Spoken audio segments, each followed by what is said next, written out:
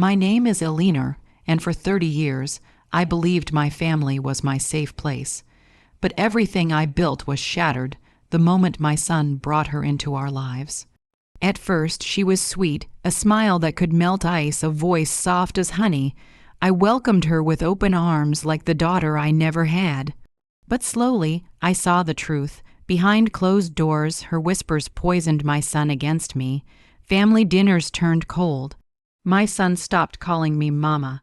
My seat at the table empty, and the day she told me to my face, "You are nothing in this house now," something inside me broke. This is not a story about forgiveness. This is a story about betrayal, humiliation, and a mother's revenge. I still remember the day she walked into my house for the first time. Her perfume lingered in the hallway long after she left, sweet, floral, almost too perfect. She wore a soft blue dress, modest but carefully chosen, and her hair was pinned back as though she had practiced the look in the mirror 10 times before arriving.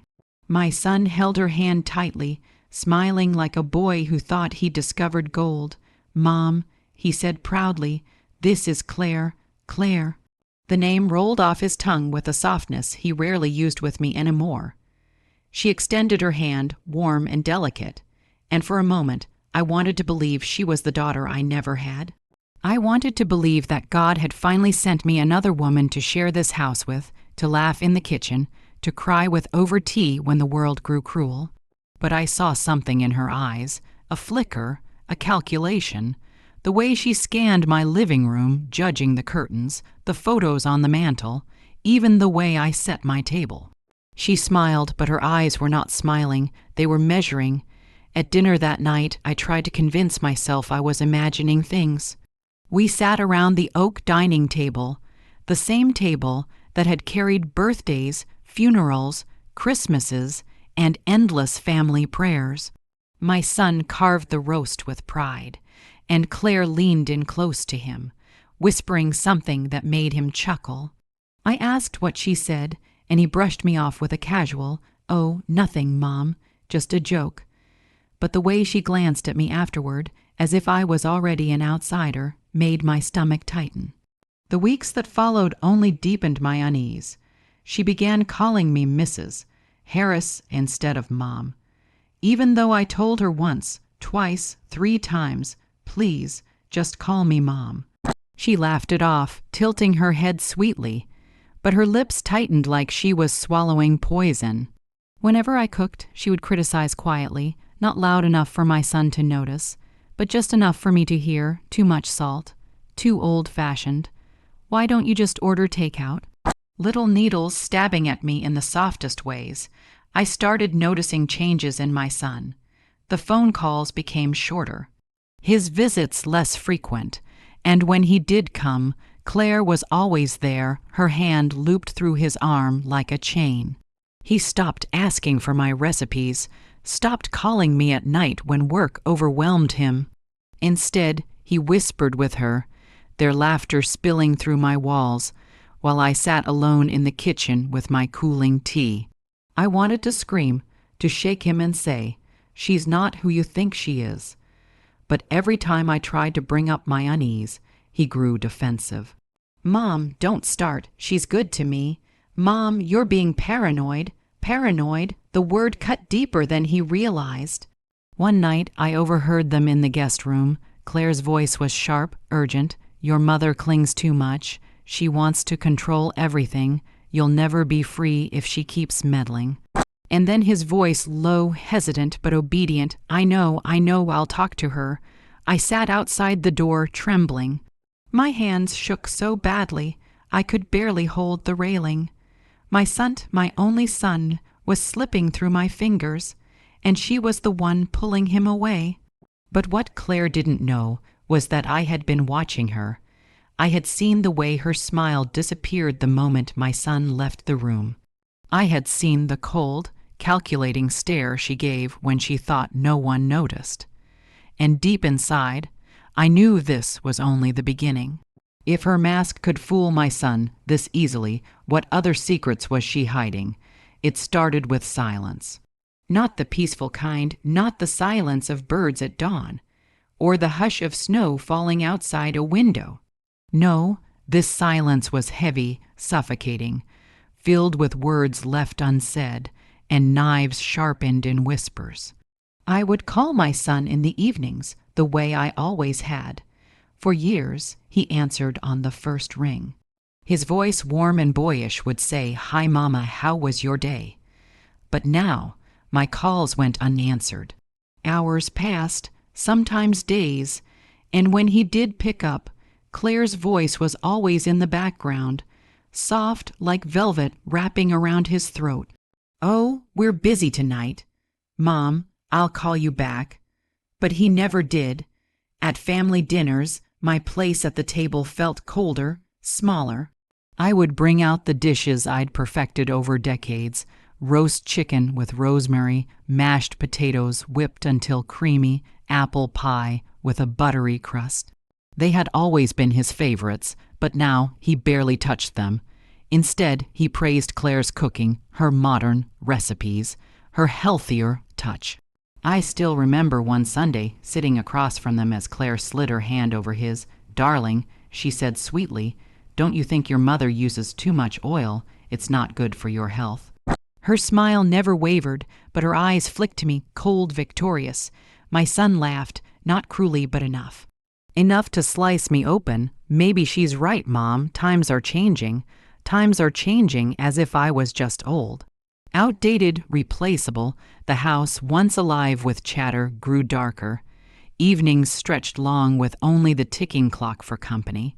I began hearing whispers, a faint, sharp whispers between them, cutting through the thin walls like blades. I couldn't always catch the words, but I caught the tone. Dismissive, mocking, conspiratorial. One night, I walked past their room and froze. Claire's voice, hushed but urgent. "Your mother's too controlling.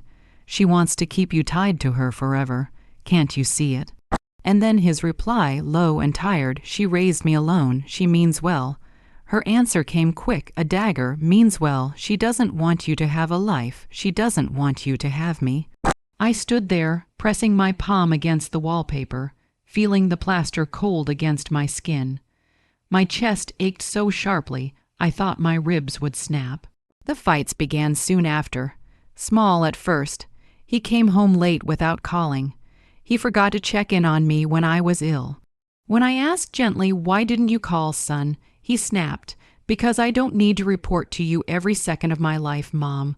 I bit my tongue until I tasted blood. He had never spoken to me like that before Claire. The poison spread further. Family gatherings turned into battlefields of subtle humiliations.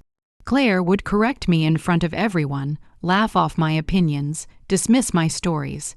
My relatives started noticing the tension. Some stopped coming around altogether, not wanting to get caught in the storm. The house that once rang with laughter now echoed only with closed doors. Doors slammed in my face when arguments flared. My son choosing her every single time. One evening, I heard them arguing in the living room. His voice was raised, angry. "I can't just cut her out of my life, Claire. She's my mother." My heart leapt a tiny flicker of hope. But then Claire's voice, colder than I had ever heard, cut through the night. "If you don't, I will. You have to choose her or me." I stood frozen at the top of the staircase, my hand gripping the railing so hard my knuckles turned white. My breath caught in my throat, a sob fighting to escape, but I swallowed it. And in that moment I realized she was winning. But what Claire didn't know was that I had discovered something she thought she had hidden. A secret so sharp it could destroy everything she built. The breaking point did not come suddenly. It was not an explosion, not a storm tearing through my house in one violent moment. No, it was slower, crueler. It was like water dripping onto stone, wearing me down until one day there was nothing left to hold me together. It began with the wedding. My son had always told me, "Mom, when I get married, you'll be right beside me. You're my only family, my rock." For years, I pictured that day me in a soft lavender dress, standing proudly in the front row, tears in my eyes as I watched the boy I raised become a husband. But Claire had other plans. One evening, they sat me down in the living room. I remember the way Claire smoothed her dress, ivory silk, too elegant for an ordinary night, and the way my son avoided my eyes, staring at the floor. I felt a tremor in my chest before a word was even spoken. "Mom," he started, his voice low, about the wedding. Claire interrupted, her smile sharp, rehearsed. "We've decided to keep it intimate, just close friends, a small ceremony." I frowned. "Intimate? I'm your mother, who could be closer than me." Her eyes flickered, cold amusement behind the mask. "Of course, Mrs. Harris, but the thing is, we want it to be our moment. You understand, don't you?" I turned to my son, desperate for him to speak, to correct her, to defend me. But he said nothing. His silence was louder than any scream. The air in the room grew thick. My hands shook so badly I had to grip the armrest of the sofa. My throat burned with words I couldn't force out. At last I whispered, "So I won't be at my own son's wedding." Claire tilted her head, her smile widening. "It's not personal. It's just simpler this way. Simpler. As though I were a burden. As though I were not the woman who carried him inside me for 9 months. Who worked 2 jobs to put food on the table. Who wiped his tears when his father left." That night, I cried into my pillow until it was soaked through. I pressed my fist against my mouth to muffle the sobs, terrified they would hear. Terrified of giving her the satisfaction. The weeks after were a blur of humiliation. The invitations went out to her friends, her family. I saw photos online, smiling faces, champagne glasses raised high. And there, at the altar, my son stood tall, holding her hand. No empty chair for me, no mention of me in the speeches. It was as though I had never existed. The neighbors asked why I hadn't been there. My relatives sent awkward messages, pity dripping through every word. "We're sure it was just a misunderstanding. Maybe they thought it was too much for you, but I knew better." And still the betrayal grew sharper. After the wedding, Claire moved her things into my son's life, completely into his home, his schedule, his heart. My calls went straight to voicemail. Holidays came and went. The seat across from me at the dining table empty. The house echoed with absence, every room colder than the last. One Christmas Eve, I set the table anyway. I roasted the turkey, baked the pies, lit the candles. I sat there waiting, staring at the clock. Midnight came and went. They never arrived. I stared at the flickering candles until the wax melted into puddles, until the food turned cold. Silence pressed in on me like a coffin lid. Something inside me cracked that night. I stood up from the table, pushed the plates to the floor. The crash echoed through the empty house, shattering glass scattering across the tiles. I pressed my hands against the shards until blood welled up, hot and stinging. But I didn't feel the pain. The only pain that mattered was the truth. My son was gone, stolen from me. And she had won. But if Claire thought I would suffer quietly, she was wrong. And while you may think it's harmless as the blood dripped from my palms, it's inside you, I would uncover her darkest secret, and when I did, I would tear her world apart. They say the truth always finds its way to the surface, but when it does, it doesn't whisper. It crashes into you like a storm, tearing down every wall you thought was solid. It was a rainy afternoon when the first crack appeared in Claire's perfect mask. I was alone at home, staring out the window, watching raindrops race each other down the glass. My phone buzzed on the table, an unknown number. I almost ignored it, but something in me said, "Pick up." A woman's voice, shaky, rushed. "Is this Mrs. Harris?" "Yes." I whispered, gripping the phone tighter. She hesitated, then said words that froze me to the core. "You don't know me, but you need to know the truth about your daughter-in-law." The line went dead before I could ask more. My hands trembled so violently I almost dropped the phone. The room felt smaller, the air heavier. From that moment, I couldn't rest. Every look Claire gave me, every smirk, every whisper, I replayed it all, searching for meaning. Something told me there were secrets, and they were close, just beyond my reach. And then I found it. One evening, when they came over for dinner, Claire left her handbag in the hallway. A sleek black leather bag, expensive, pristine, but slightly open. I told myself I wouldn't look. I told myself I wasn't that kind of woman. But when I passed by, I saw the corner of a folded paper peeking out. My chest pounded. My hand, shaking, reached in. It was a letter. I unfolded it with trembling fingers. The handwriting was messy, masculine. My eyes scanned the words, and with each line my stomach turned. Can't believe you married him. You promised me. When will you leave him? You know he isn't who you really want. I nearly dropped it. My throat tightened so badly I couldn't breathe. My son, her husband, my boy was being betrayed. Claire was cheating. I stuffed the letter back quickly, my hands clammy, my heartbeat deafening in my ears. She was in the kitchen laughing with my son, as though nothing in the world could shake her. That laugh, that fake, honeyed laugh, I wanted to rip it from her throat. But I kept quiet. Instead, I watched. I listened. I became the shadow in my own house.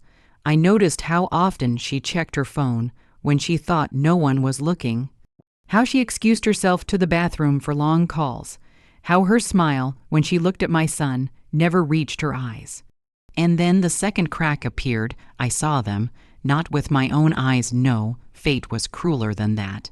It was my neighbor, Mrs. Callahan, who spotted Claire in town, arm in arm with a man who was not my son. Not a quick embrace, not an innocent touch. No, his hand was on her waist, her lips on his cheek, her body leaning into his as though he was her true husband. When Mrs. Callahan told me, I felt my knees weaken.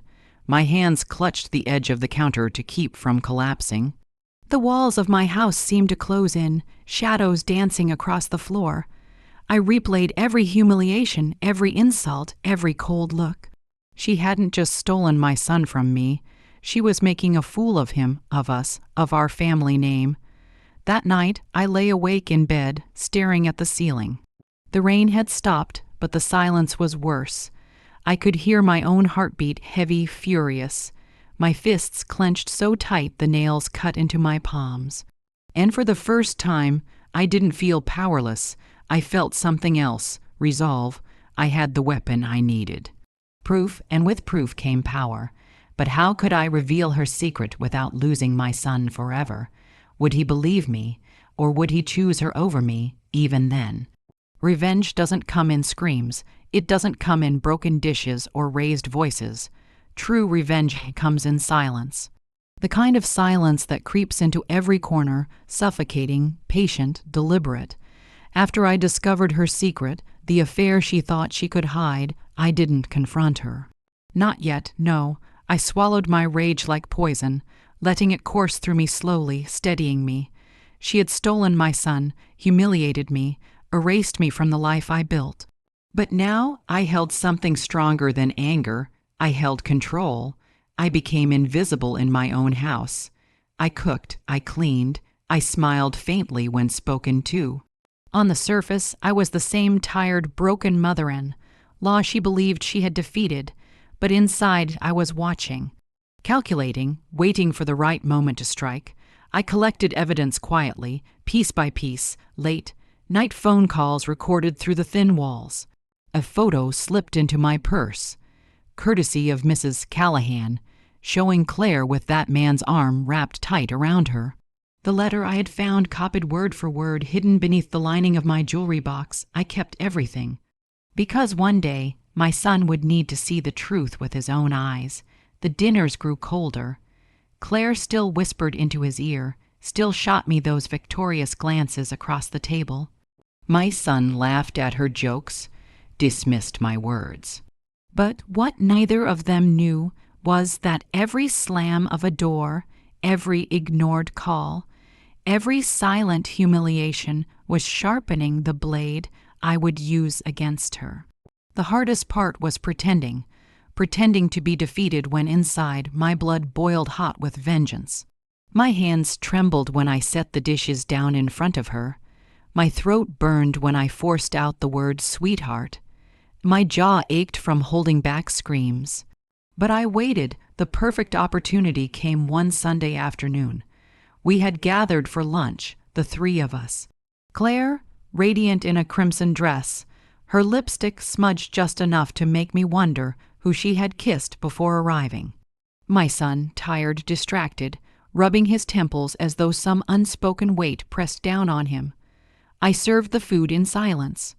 Watched them eat, watched her smirk at me over her glass of wine, and then, when the moment felt right, I excused myself. I returned with a small envelope. I placed it gently on the table in front of my son.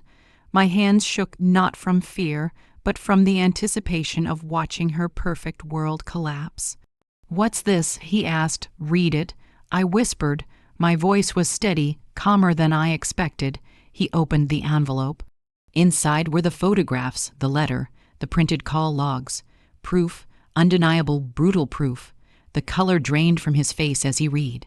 His hands trembled. Claire reached across the table, desperate, her voice sharp. "It's lies. She's lying. Don't you see what she's doing? She's trying to ruin us." But my son didn't look at her. Not once. His eyes stayed on the evidence, his breath growing heavier, his knuckles white as he gripped the paper. And me, I sat back in my chair, silent, watching. I didn't scream. I didn't gloat. I let the truth do the screaming for me. Claire's mask began to crack. Her voice rose, desperate, panicked. She slammed her hand on the table so hard the dishes rattled. "She's manipulating you. She's always wanted to control you." But this time her words fell flat. My son didn't defend her. He didn't defend me either. He just sat there, broken, staring at the truth laid bare before him. And in that silence, I felt it. The shift, the first fracture in the chains she had wrapped around him. Cliffhanger ending, but exposing her was only the beginning. Because revenge isn't just about revealing the truth. It's about making sure the person who destroyed you pays for every single tear they caused. And I wasn't finished with her yet. The silence after the truth came out was worse than the screaming. My son sat there, the evidence trembling in his hands, his face pale as wax. Claire hovered beside him, desperate, clinging, her words sharp but hollow. And me, I sat in the shadows of my own dining room, watching them unravel, the faint tick of the clock louder than her frantic voice. But that was only the first cut. Revenge, true revenge, is not about one strike. It is about dismantling a person slowly, piece by piece, until they are left with nothing. Claire thought she could recover. Even as the walls closed in, she tried to rebuild her mask. She told my son the photographs were fake, that the letter was a setup, that I was manipulating him out of jealousy. I could see her desperation dripping like sweat down her temples. Her hands shook as she clutched his arm, but he pulled away. For the first time, he pulled away. Still, I knew hesitation lived in him. She had poisoned him too deeply.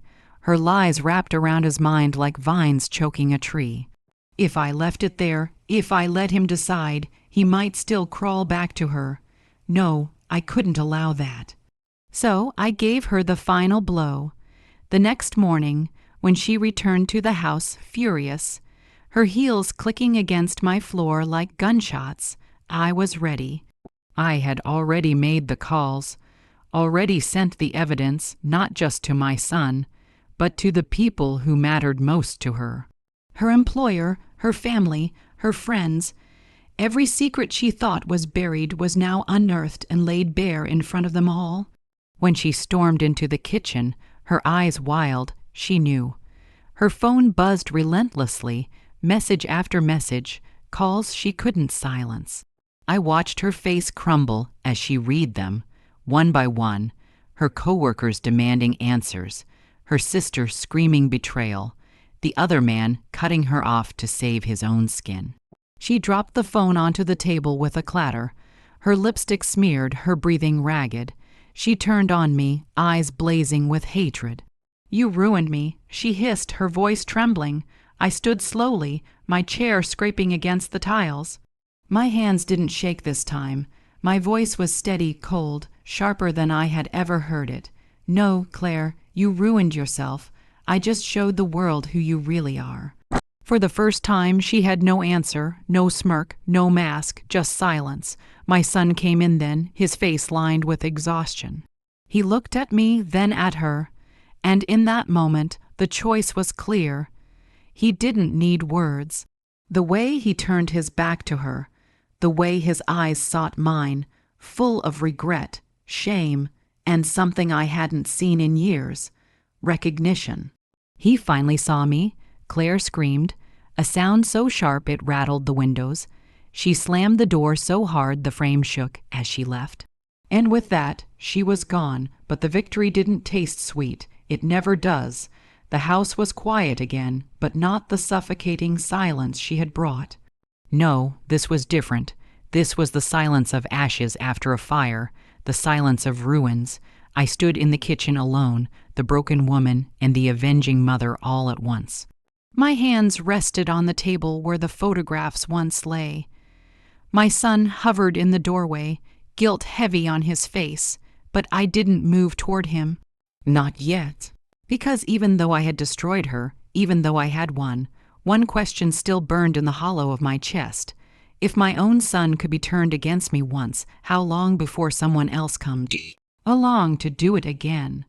The screen fades to black. A single light flickers, my voice breaking through the silence. They thought they could bury me under their lies. They thought they could silence me with shame. But the truth always claws its way back to the surface. I survived their betrayal. I exposed their secrets. And I took back my life. But this isn't just about me. It's about you. It's about every silent dinner where your voice was ignored. Every slammed door that left you in tears. Every unanswered call that hollowed you out. Because revenge isn't always fire and fury. Sometimes it's patience. Sometimes it's silence. And sometimes it's simply waiting for the mask to crack. Music swells, heavy, emotional.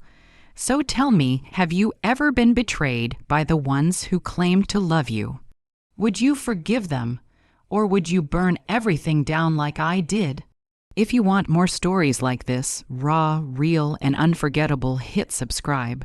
Turn on the bell icon and share this with someone who needs to hear it. This isn't just a channel. This is a reckoning, and we're only getting started. Fade out. The screen lingers on the last line. Every betrayal has a price.